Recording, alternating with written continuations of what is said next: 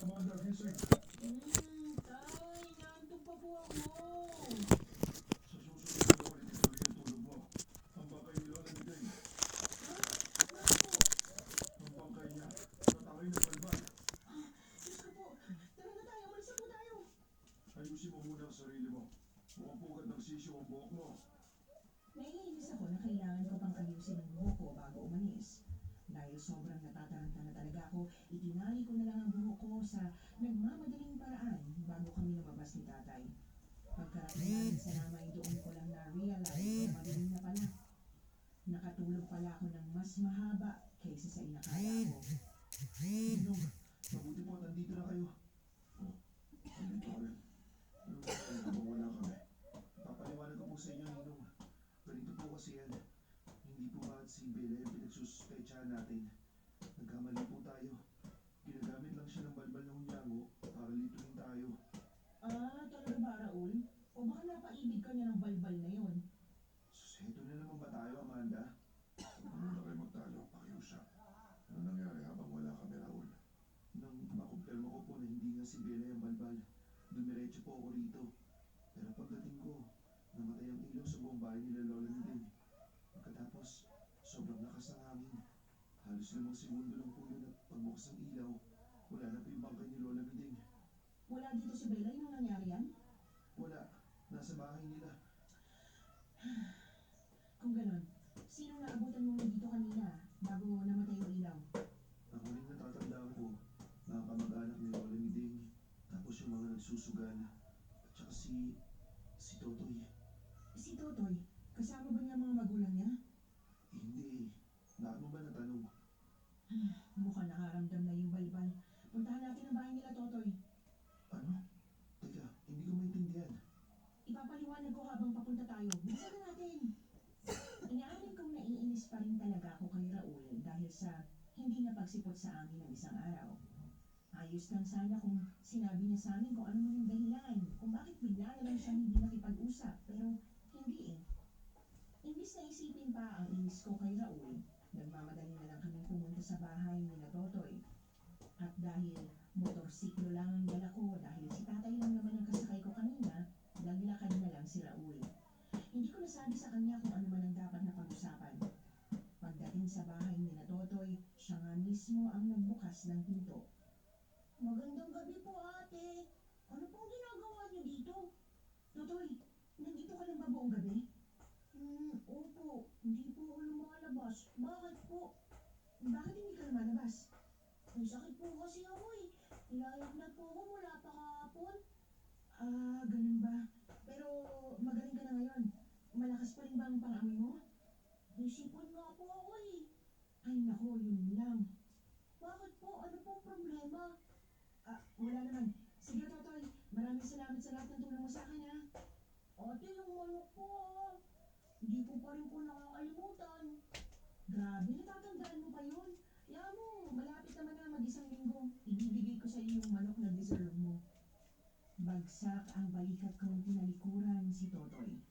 Inasahan ko kasi na baka matulungan kami ni Totoy ngayon, pero mukhang wala kami choice kundi ang kumilos ng kailang. Hinarap ko si tatay ngayon ay nanliliit ang mga matang nakatingin sa akin.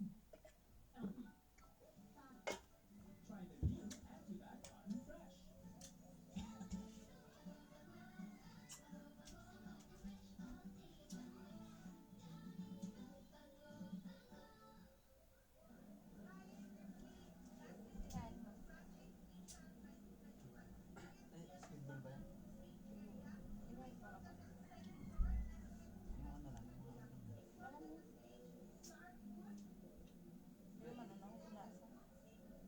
Separate naman natin yun. Na ano siya, Tay, napitak-pitak yung bakit naman po balaw ganyan ang niya. tsura niyo? Wala. Oo nga, pero yung tubig, konti lang. Naku tay, isang manok lang ang hiling niya kumpara sa dami ng mga nawala sa atin. At saka, nakatulong din naman talaga siya. Bigay ko sa tatay. Totoo na ba yun? Ha? Totoo Pero na. ano nga ba kasi hinihingi ng tulong sa kanya? Hindi pa rin nabanggit sa akin. Ang tulong ko na hinihingin ko sa kanya, yung paggamit sa ilong niya. Paano nakakatulong ang mga niya? Naamoy niya po kasi yung mga balbal. Naamoy niya nun si Belay at ang sabi pa niya, nagpabalik-balik to sa palengke ng hanggang 4 na beses. Dahil sa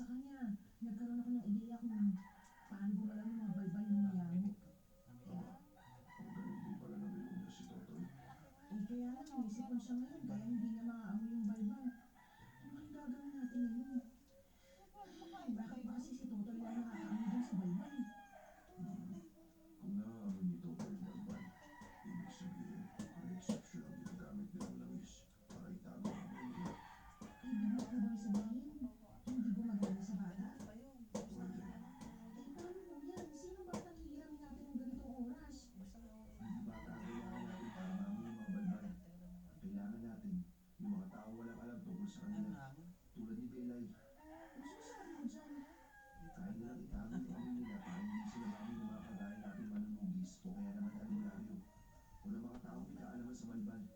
Pero ang mga inosente, naaamoy pa rin sila.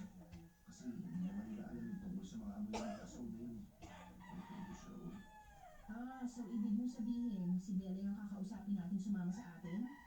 Oo, nakausap ko na siya kaninang umaga. Pupuntahan na lang natin. Wala na iba? Maraming inosente rito sa baryo natin, huwag lang siya. Bakit hindi siya? Kasi nagsiselo si Amanda sa kanya. Tatay! Nagsiselos po ninyo? Bakit naman po siya magsiselos? Ay, tama na nga. Ay, takot. Tara na, puntahan na natin si Baka Bella. kain na aso. Ako na ang naunang umalis kaysa kung ano pang nasabi ni tatay. Inis na inis talaga ako. Lalo na makasama na namin si Bella na sobrang hingin kong uminos at Hindi magsalita. malamig na yan. Pakiramdam ko sinasadya niya yun. May crush siguro siya kay Raul. Teka nga, Belay, ganyan ka ba talaga magsalita? Oo, ganito po ako magsalita. Bakit mo natanong? So, parang tanga? Parang nagpapabebe? Amanda, ano ka ba? Totoo naman ah.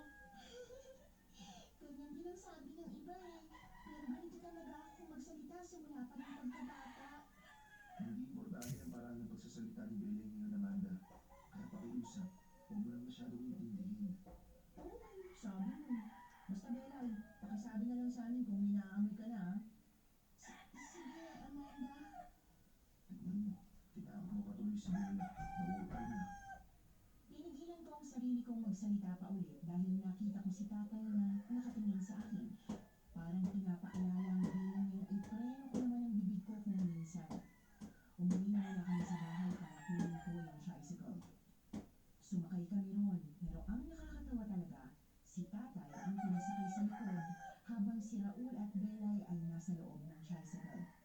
Lalong nag-igting ang inis sa dibdib ko. Makakapatay talaga ako ng balbal na hunyango sa oras na mahuli na namin yun. Ang totoo, inip na ako sa kahihintay kung kailan ba sasabihin ni Belay na may naaamoy na siya. Panay naman ang tanong sa kanya ni Raul kung meron na daw ba, pero palaging wala ang sagot niya hanggang sa malapit na namin marating ang dulo ng baryo. Ano, wala pa rin ba? Raul, baka mali ka lang naakala. May naaamoy na ako. Sobrang baho. Ang may nabubulok na bangkay. Ha? Teka, dito? Tungo tayo sa anak. Para makalik tayo. Sige ho, tay. Ito po. Tatabi ko lang dito. Sinasabi ko na nga ba? Ano sabi mo po, tay? Wala naman po kayo sinasabi, ha? Kakaiba ang pakiramdam ko sa mag-asawang nandiyan sa loob. Hindi ko masyadong iniisip dahil baka nagkataon lang. Teka. Oo nga po, tay. Nagsabi silang bibili ng baka. Walang pagdadalawang isip na bibili nila. Kahit na mahal, pagkatapos pag-uwi natin, wala na yung baka at ilang hayop natin. Yan nga ang naisip ko anak. Pero dahil ayoko magbintang kaagad, hindi ko na masyadong inisip. Belay, dito ba talaga? Sure ka? Oo nga, nakakasama yung amoy. O siya, sige. Tatay, ako na pong bahala kumatok sa kanila. Amanda, sasama na kita. Hindi na, samahan mo na si tatay at Belay dyan. Pero kailangan mo ng kasama. Ay naku, bahala ka na nga dyan. Dahil nasa loob ng tricycle ang mga gamit na kukunin ko, hinintay kong bumaba si Raul at Belay. Hinirapan ko wala ang lalaking kaibigan ko. Dumampot ako ng holy water at buntot pagi pagkatapos ay nauna na ako sa kanila. Hindi ko alam kung anong dinala ni Raul. Bahala siya sa buhay niya. Basta't hinayaan ko lang siyang sumunod sa akin. Itinawag ko sa likod ko ang buntot pagi bago ko umatok sa pinto. Maya-maya pa lumabas si Aling Budang na parang gulat na gulat nang makita ako. Magandang gabi. Ano ginagawa niyo rito? May itatanong lang po sana ako. Ano ang itatanong mo? Gabing-gabi na. Kaya nga po eh, gabing-gabi na. Pagkatapos nangunguha pa po kayo ng bangkay. Bangkay? Ano sinasabi mo? Bangkay ni Lola ni Den. Pakilabas na po habang mabait pa ako. Nasisiraan ka na ba ng bayat? Nasa matinong pag-iisip pa po ako. Ilabas niyo na yung bangkay ni Lola ni Den.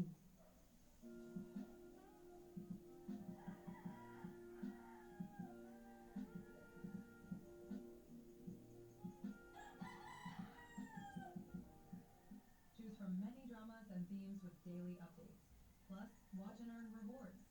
Malolo is really the best free drama app available. Don't miss out and download now.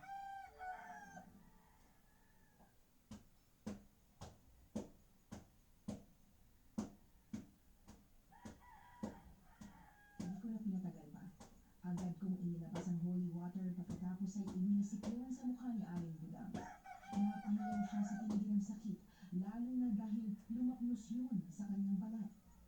Lintik ang bata ka. Ilabas mo si Lola Mideng. Wala ako ilalabas. Wala sa akin ang bangkay. Matagal na akong hindi kumakain ng bangkay. Ayaw mo talagang ilabas, ha? Pinagalit mo ko? Wala nga. Pakiusap, wala. Dahil sa halo-halong inis na nararamdaman ko, winisikan ko ulit siya ng holy water. Pagkatapos ay hinugot ko na mula sa likuran ko ang buntod pagi. Mabilis akong pumasok sa loob ng bahay nila. Hinampas ko si Aling Budang ng buntod pagi pero para siyang batang panalan ang pagatas. Hindi siya lumalaban. Nandun.